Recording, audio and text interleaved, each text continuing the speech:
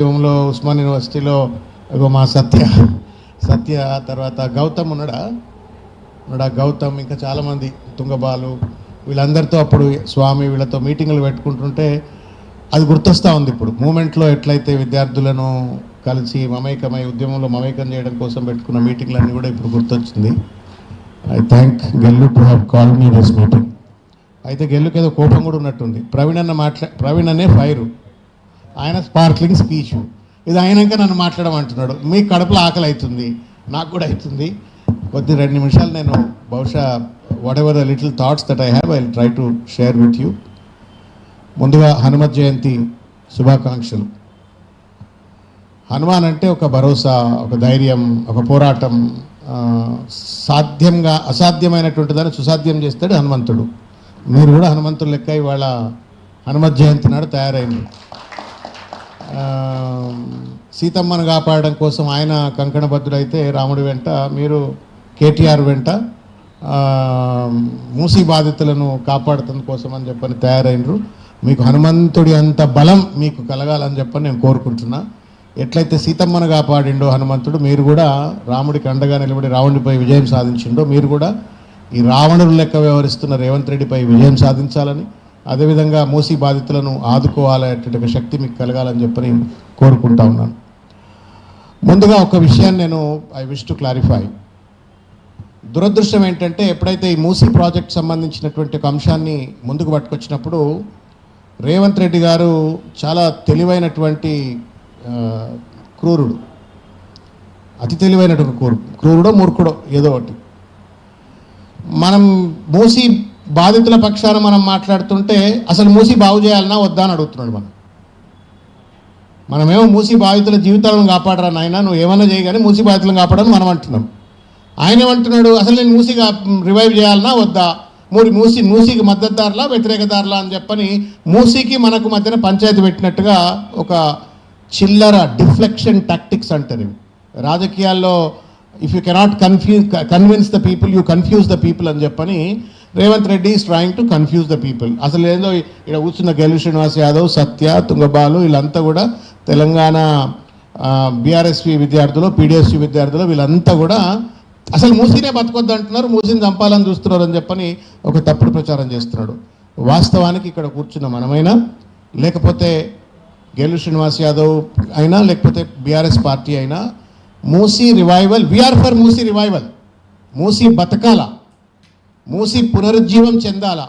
ఎందుకంటే మూసీ నది అనేటువంటిది తెలంగాణ అస్తిత్వానికి, తెలంగాణ సంస్కృతికి, తెలంగాణ జీవన ప్రయాణానికి మూసీ అనేటువంటిది ఒక ప్రత్యక్ష సాక్ష్యం, మనలో అంతర్భాగం. కాబట్టి ఆ నదిని కాపాడుకుంటే తెలంగాణ అస్తిత్వాన్ని, తెలంగాణ గౌరవాన్ని కాపాడుకున్నట్టు. కాబట్టి ఆ నదిని కాపాడుకోవాలా అనేటువంటి ఒక నమ్మకము, విశ్వాసము, ప్రణాళిక బీఆర్ఎస్ పార్టీకి పార్టీగా ఉంది, ప్రభుత్వంగా ఉంది. అందుకే కేసీఆర్ గారి నేతృత్వంలోనే ఆయన ముఖ్యమంత్రిగా ఉన్నప్పుడే మూసీ పునరుజ్జీవ పథకాన్ని మొదలుపెట్టినారు. దానికి సంబంధించి విస్తృతంగా కేటీఆర్ గారు మాట్లాడినారు. తర్వాత రకరకాల వేదికలపైన బీఆర్ఎస్ సంబంధించిన నాయకులు మాట్లాడినారు. So we're for Musi river revival or regeneration, but we're certainly against the destruction of the lifes in the name of the Musi. Development పేరు మీద ప్రజల యొక్క జీవితాలను డిస్ట్రాయ్ చేస్తా, విధ్వంసం చేస్తా అంటే మాత్రం తప్పనిసరిగా దానికి వ్యతిరేకం. మేము కోరేదల్లా ఒకటే, ఇవాళ ఈ వేదిక నుండి మేము కోరేది ఏంటి అంటే, రేవంత్ రెడ్డి నీకు దమ్ముంటే మూసీని అందంగా తీర్చిదిద్దుదాం, గంగాజలం లెక్క తయారు చేద్దాం, వీ హ్యావ్ నో కొబ్బరి నీళ్ళ లెక్క తయారు చేద్దాం, nobody has a problem, will support you. కానీ ఒక ఇంటికి సంబంధించిన ఇటుక పిల్లను కూడా తీస్తామంటే మాత్రం నీకు బడిత పూజ చేస్తాం అని చెప్పేందుకే ఇవాళ ఈ వేదిక. తర్వాత ఆ కింద ఉన్నటువంటి ఒక ప్రజలకు భరోసా కల్పించేందుకోసమే ఈరోజు ఈ వేదిక ఏర్పరిచిండ్రు అని చెప్పని గెల్లు శ్రీనివాస్ యాదవ్ గారు చెప్పడమైంది. వాస్తవానికి కేసీఆర్ గారు ముఖ్యమంత్రిగా ఉన్నప్పుడు ఈ 10-12 వేల మంది ఏదైతే కుటుంబాలు ఉన్నారో అప్పుడే ఐడెంటిఫై చేసినారు.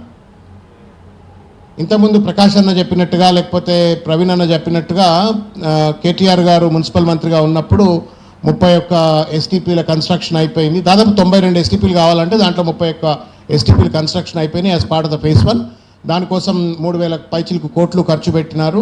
ఈ మధ్యకాలంలో రేవంత్ రెడ్డి కూడా పోయి 1-2కి రిబ్బన్ కత్తిరించినారు. ఫేజ్ 2లో అమృత్ స్కీమ్ కింద మిగతా 60 ఎస్టీపీలు కూడా కంప్లీట్ చేయాలన్నట్టు ఒక ప్లాన్. దాంతోపాటుగా ఈ 10,000 కుటుంబాలను ఐడెంటిఫై చేసి కేసీఆర్ గారి దగ్గరికి పోయి సార్ మరి మూసీ రివైవల్ ప్రాజెక్ట్లో మనం ఎస్టీపీలు అనుకుంటున్నాము, తర్వాత మంచి రోడ్డు నిర్మాణం జరగాల, మూసి అంతా బ్యూటిఫికేషన్ జరగాల, దాంట్లో మనం ఒక 10-12 వేల కుటుంబాలను డిస్ప్లేస్ చేయవలసిన అవసరం ఉంది అని చెప్పనంటే నిర్బంధంగా కేసీఆర్ గారు ఒకటే ఒక మాట చెప్పారు. మానవతావాది అయినటువంటి ఒక రేవంత్ రెడ్డి కేసీఆర్ గారు ఏం చెప్పిండ్రు అంటే నిర్బంధంగా మీరు మూసీని ఎంత అభివృద్ధి చేయాలంటే అంత అభివృద్ధి చేయండి, ఎన్ని నిధులు కావాలంటే అన్ని నిధులు నేను కేటాయిస్తా, కానీ ఒక్క ఇల్లును కూడా కూల్చొద్దు, ఒక్క ఇంటిని కూడా మీరు డిస్ట్రాయ్ చేయొద్దు, ఒక మనిషికి కూడా ఒక కుటుంబానికి కూడా అన్యాయం జరగొద్దని చెప్పినటువంటి ఒక మహానుభావుడు మానవతావాది కేసీఆర్ గారు. ఇది కేసీఆర్కు ఉన్నటువంటి ఒక human orientation, people orientation or pro people development orientation. ఇక్కడ రేవంత్ రెడ్డి ఆలు లేదు, సూలు లేదు, కొడుకు పేరు సోమలింగం. పిల్ల పుట్టక ముందే కుళ్ళ కొట్టినట్టుగా 1,00,000 కోట్లు అని చెప్పిండు. మొట్టమొదటిసారి మీరు ఇఫ్ యూ రిమెంబర్ మూసీ నది ప్రకటన పేరు వచ్చినప్పుడు 1,00,000 కోట్లు అని చెప్పని అది వేరే ముచ్చటం వల్ల నన్ను పోసిన ₹1 లేదంటున్నాడు. పిల్లలకు గురుకుల స్కూళ్ళకు విద్యకు డబ్బులు లేవంటున్నాడు, భోజనాలకు డబ్బులు లేవంటున్నాడు, ఫీజు రియంబర్స్మెంట్ డబ్బులు లేవంటున్నాడు, దేనికి డబ్బులు లేవంటున్నాడు, సంక్షేమానికి డబ్బులు లేవంటున్నాడు, అభివృద్ధికి డబ్బులు లేవంటున్నాడు. మొత్తం ఆర్థికంగా రాష్ట్రం దివాలా తీసిపోయింది. వాళ్ళ మనం చూస్తున్నటువంటి బడ్జెట్ అంతా కూడా ఒక ఇన్ఫ్లేటెడ్ బడ్జెట్. ఇది ఫైనాన్షియల్ పొజిషన్. ఈ పరిస్థితుల్లో 1,00,000 కోట్లు అని చెప్పని చెప్తూ డిపిఆర్ లేదు, డిస్ట్రక్షన్కు తయారైపోయిండు, డిస్ప్లేస్మెంట్కు తయారైపోయిండు. ఇండ్లన్నిటికీ కూడా మార్కులు చేసి పడేసి విధ్వంసం ఒక బుల్డోజర్ రాజ్యం నడుపుతా ఉండు. ఇది కేసీఆర్కు రేవంత్ రెడ్డికి ఉన్నటువంటి ఒక తేడా. కేసీఆర్ ఏమో ఇల్లు కూల్చకుండా మూసీని బాగు చేయండి అన్నాడు. రేవంత్ రెడ్డి ఏమో నేను ఇళ్లను కూలుస్తా, జీవితాలు ఛిద్రం చేస్తా, ₹1,00,000 కోట్ల దొబ్బుకపోతా, దండకపోతా అని చెప్పని ఒక క్రూరమైనటువంటి ఒక అవినీతిపరమైనటువంటి ఒక ప్రతిపాదన ముందుకు పట్టుకొచ్చి వాళ్ళ విశృంఖలంగా పనిచేస్తున్నటువంటి ఒక తీరు. అయితే నేను ఒక విషయం చెప్పదలుచుకున్నా. బఫర్ జోన్ ఇవాళ రేవంత్ రెడ్డి వాళ్ళు కట్టుకున్నది ఏళ్ళ కింద కట్టుకున్నారు.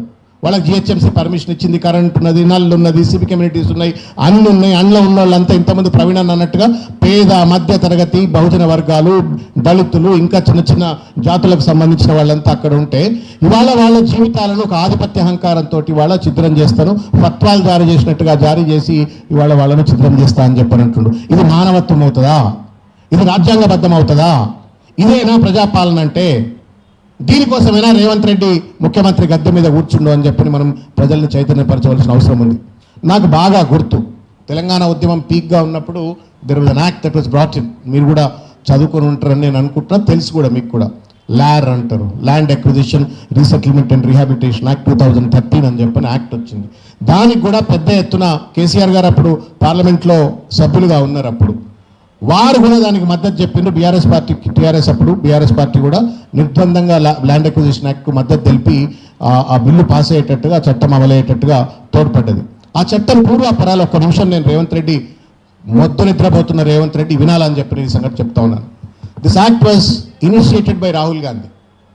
Land acquisition act was initiated by Rahul Gandhi.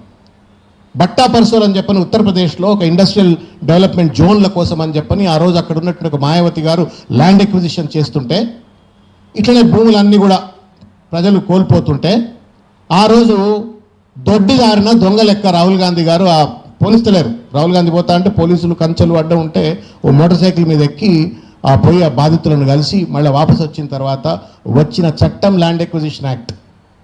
There was a humanitarian intent and content in that act.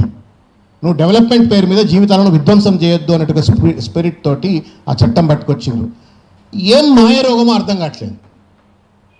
2013లో పట్టుకొచ్చిన చట్టం రాహుల్ గాంధీ ముఖ్యమంత్రి రేవంత్ రెడ్డి ల్యాండ్ ఎక్విజిషన్ యాక్ట్ని అమలు చేయను అంటాడు. ఎవనయ్యా జాగిరని చెప్పని నువ్వు సోషల్ ఇంపాక్ట్ అసెస్మెంట్ను రిమూవ్ చేసి గాంధీ సరోవర్ ప్రాజెక్ట్లో what is audacity that you go to that flats and then destroy? ఎట్లా చేస్తారు అట్లా? చట్టం అంటే గౌరవం లేదా? రాజ్యాంగం అంటే గౌరవం లేదా? రాహుల్ గాంధీ ఏమో రాజ్యాంగం పట్టుకొని దేశం అంతా తిరుగుతున్నాడు. జై సంవిధాన్, జై భీమ్, జై బాపు అని తిరుగుతున్నాడు. రేవంత్ రెడ్డి ఏమో నై సంవిధాన్, నై బాపు, నై భీమ్ అని చెప్పి తిరుగుతూ ఉన్నాడు. ఎట్లా ఈ కాంట్రడిక్షన్ ఏంటి? ఢిల్లీ శ్రీనివాస్ ఏమన్నా కేటీఆర్ మాట దాటగలుగుతాడా? కేసీఆర్ గారి మాట ఆర్ఎస్ ప్రవీణ్ అన్న దాటగలుగుతాడా? నేనేమన్నా కేసీఆర్ గారు ఒక గీత గీసి ఇది నా సిద్ధాంతం అని చెప్పినట్టు దాటగలుగుతామా? That is a party line, party ideology, party philosophy. ఈ పార్టీ ఐడియాలజీకి సిద్ధాంతాలకు వ్యతిరేకంగా రాహుల్ గాంధీ పట్టుకొచ్చిన చట్టాన్ని రేవంత్ రెడ్డి అమలు చేయకపోతే తెలంగాణ రాష్ట్రంలో కాంగ్రెస్ సర్కార్ ఉందా? సైకిల్ సర్కార్ ఉందా? సైకిల్ కాంగ్రెస్ ఉందా? ఈ పెట్టుబడి స్వామ్యం ఎక్కడిది? పేదోడు ఇల్లు కూల్చడం కోసం ప్రజాపాలన ఎట్లవుతుంది? పేదోడు ఇల్లు కూల్చడం కోసం ప్రజాపాలన ఎట్లవుతుంది? ఇది మనం ప్రజలను చైతన్యపరచవలసిన అవసరం ఉంది. It's a Hippocratic government. ఇంత దుర్మార్గమైనటువంటి ఒక ప్రభుత్వం బహుశా భారతదేశంలో ఏ కాంగ్రెస్ రాష్ట్రాల్లో కూడా ఉండిండకపోవచ్చు. Because I work for some time in the Congress party. ఇంతకుముందు ఆ తమ్ముడు మాట్లాడుతూ చెప్పినాడు, కాంగ్రెస్ అంటే ఇది ఇండ్లు అనుకున్నారు. రేవంత్ రెడ్డి వచ్చిన తర్వాత కాంగ్రెస్ లేదు, ఇంగ్రెస్ లేదు. గాంధీ భవన్ దాని అడ్రస్ మార్చేస్తాడు ఇంత కొన్ని రోజులు అయితే. దాన్ని మొత్తం పచ్చ రంగు పూస్తాడో ఇంకే రంగు పూస్తాడో తెలియదు. ఒక దుర్మార్గమైనటువంటి ఒక ముష్కర ప్రయత్నం చేస్తూ ఇవాళ పేదల పైన ఎవడన్నా తలకాయ మీద మెడకాయ మీద తలకాయ ఉన్నటువంటి వాడు లగచర్ల లాంటి ఉదంతానికి పాల్పడతాడా? ఎవడన్నా చెట్లను నరికి నెమళ్లను చంపి జింకలను చంపి హెచ్యు భూములను 400 ఎకరాల భూములను ప్రైవేట్ వాళ్ళ కట్టబెట్టాలని ప్రయత్నం చేస్తాడా? ఎవరన్నా 5 లక్షల కోట్ల రూపాయలు హిల్ట్ లాంటి పాలసీలు పట్టుకొచ్చి భూములను కబ్జా చేసే ప్రయత్నం చేస్తారా? ఎవడన్నా భూములు కబ్జా చేయడం కోసం దాన్ని ప్రైవేట్ పంచాయతీగా చూపెట్టేసి డెవలప్మెంట్ ఇస్తావా సస్తావా అని చెప్పని దాన్ని ప్రైవేట్ డిస్ప్యూట్గా చూపెట్టి భూములు కబ్జా చేసే ప్రభుత్వాలు ఉంటాయా? ఇంత దుర్మార్గమైనటువంటి రీతిలో ఇవాళ ఒక రియల్ ఎస్టేట్ దందాల కోసం, కేవలం దోపిడీ కోసం మాత్రమే ఈరోజు ఈ ప్రభుత్వం పనిచేస్తూ ఉంది. ఇది ప్రజలకు చెప్పవలసిన అవసరం ఉంది. మీరు you tell the truth, they will come forward to fight. మనం చెప్పవలసింది సత్యం మాత్రమే. మనం చెప్పవలసింది సూక్ష్మమైనటువంటి ఒక ఈ ప్రభుత్వ ఉల్లంఘనలు మాత్రమే. అది కనుక మనం ధైర్యంగా చెప్పినట్టయితే ఐఎమ్ షూర్ తెలంగాణ బిడ్డలకు దమ్ముంది, ధైర్యం ఉంది, చైతన్యం ఉంది. ఎవరినైనా గల్లబట్టి కొట్లాడేటువంటి ఒక చైతన్యం ఉన్నటువంటి సమాజం మనం గతంలో ప్రూవ్ చేసి చూపెట్టినాం. ఆనాడు ఆంధ్ర పాలక వర్గాలకు వ్యతిరేకంగా నాకు బాగా గుర్తు గెల్లు శ్రీనివాస్. గెల్లనగా నాకు మనసులో ఒకటే ఒక పిక్చర్ వస్తుంది. మళ్ళీ ఎందుకు గుర్తొచ్చింది కాబట్టి చెప్తున్నా, ధైర్యం వచ్చిందంటే చెప్తున్నా. గెల్లనగా ఏం గుర్తొస్తున్నాయంటే మోకాళ్ళ మీద నిలబడి ఆ తుపాకులు కాలుస్తుంటే అంగిప్పి కాల్చురా అంటున్నాడు బాష్పోయిట్ ఉస్మానియా యూనివర్సిటీలో. ఇది మన చైతన్యం, ఇది పోరాటం. ఈ పోరాటం మూసి బాధితుల్లో ఉంది, ఈ పోరాటం మన విద్యార్థుల్లో ఉంది, మన చైతన్యం ఉంది. తప్పనిసరిగా వి విల్ విన్. ధర్మం గెలుస్తుంది, సత్యమేవ జయతే. కానీ దుర్మార్గంగా వ్యవహరిస్తున్నటువంటి ఈ రాక్షస రేవంత్ రెడ్డి గారికి గుణపాఠం చెప్పేటువంటి ఒక రీతిలో సత్యం చెప్దాం, ధర్మం చెప్దాం, చట్టం చెప్దాం, రాజ్యాంగం చెప్దాం. ఇది కనుక చెప్పినట్టయితే తప్పనిసరిగా ప్రజలు ముందుకు వచ్చి పోరాటం చేస్తారని చెప్పి నేను సందర్భంగా తెలియజేస్తాను. మిత్రులారా, ఒక మాట చెప్పదలుచుకున్నాను. 1,00,000 కోట్లు ఏం చేస్తావు రేవంత్ రెడ్డి చెప్పా? ఇద్దరు చెప్పు, అది ఎట్లా తెస్తావు 1,00,000 కోట్ల రూపాయలు చెప్పు. మీకు ఏమైనా అర్థమైందా? మీలో చాలామంది ఉస్మానియా యూనివర్సిటీ విద్యార్థులు, ప్రొఫెసర్లు, ఎకనామిక్స్లు, పెద్ద పెద్ద మేధావులు ఉన్నారు. How do you get 1,00,000 crores for the Musi revival? You don't have money for the fee reimbursement, you don't have money for the Gurukul students, you don't have money for the pensioners, you don't have money for the salaries. మొత్తానికి నన్ను కోస్తే ₹1 రావట్లేదు అంటుండు. నేను 1,00,000 కోట్ల రూపాయలు తీసుకొచ్చి నేను ఇవాళ మూసీని రివైవ్ చేస్తానంటే ఎక్కడి నుంచి చేస్తాడు? ఏం తేడు? ఇంకొక కాంట్రడిక్షన్ చెప్తాను నేను మీకు. గాంధీ విగ్రహం మీద ప్రేమ అంటాడు ఆయన. గాంధీ మీద ప్రేమ లేదు, నా అంబేద్కర్ మీద అయితే ఎట్లా ప్రేమ లేదు, దాన్ని లాక్ చేసి పెట్టినాడు. శివుడు అని కొత్త పంచాయతీ పట్టుకొచ్చిండు. శివుడికి మనకు ఎవరన్నా మళ్ళీ అరే మూసీ పేరు మీద నువ్వు మా జీవితాలు ఎట్లా అంటే నువ్వు శివుడిని వద్దంటావా అని చెప్పని మళ్ళీ శివుడికి మనకు మధ్యన పంచాయతీ పెడతాడు, మూసీకి మనకు మధ్యన పంచాయతీ పెడతాడు, గాంధీకి మనకు మధ్యన పంచాయతీ పెడతాడు, తెలంగాణ తల్లికి మనకు మధ్యన పంచాయతీ పెడతాడు, కాకతీయ కళాతోరణానికి మనకు మధ్యన పంచాయతీ పెడతాడు. మొత్తం తెలంగాణ ముఖ చిత్రంతో తెలంగాణ ప్రజలకు, విద్యార్థులకు, ప్రశ్నించే వాళ్ళకు పంచాయతీలు పెడుతూ ఇవాళ ఇంతమంది అన్న చెప్పినట్టుగా అడ్డమైన హేట్ బిల్ పట్టుకొచ్చాడు. ఆ చదువు నేను I want you to read. మీరు చదవండి ఆ బిల్ కాపీ. మీరు గూగుల్లో అక్కడిక్కడ దొరుకుతుంది, లేకపోతే మీరు సర్క్యులేట్ చేయమంటే చేస్తారు. మీరు చదివితే మాత్రం మీరు అసెంబ్లీ మీదకి వచ్చి బడతపూజలు చేస్తారు అందరిని పట్టుకొని. ఏమరా నాయన చట్టాలు చేయడం కోసం ఉన్నారా మీరు ఇక్కడ, లేకపోతే దొంగ చట్టాలు పట్టుకొచ్చి మా గొంతులు నొక్కుతారా అని చెప్పని. If that bill comes in to force, ఈ మీటింగ్ జరగదు. ఈ మీటింగ్లో మనం మాట్లాడే ఒక్క మాట కూడా నువ్వు ఫేస్బుక్లో పెట్టుకోలేవు, ట్విట్టర్లో పెట్టుకోలేవు, లేకపోతే నువ్వు ఇన్స్టాగ్రామ్లో పెట్టుకోలేవు. అది ఎంత దుర్మార్గమైనటువంటి చట్టం అని అంటే, కర్ణాటకలో దొంగ చట్టం అది.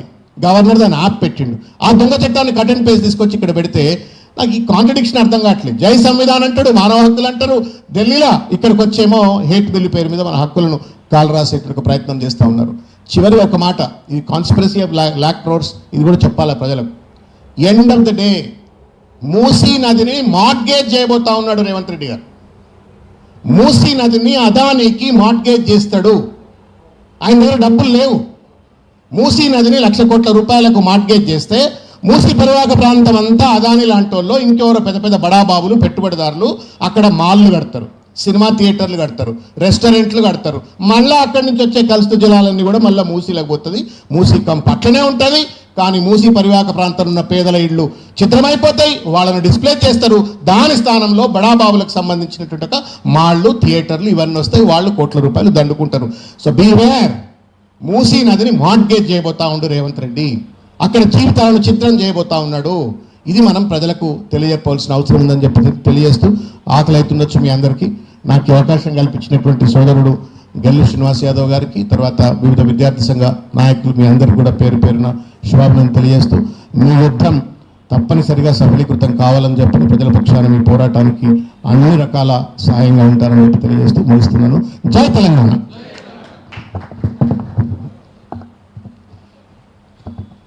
ఈ కార్యక్రమానికి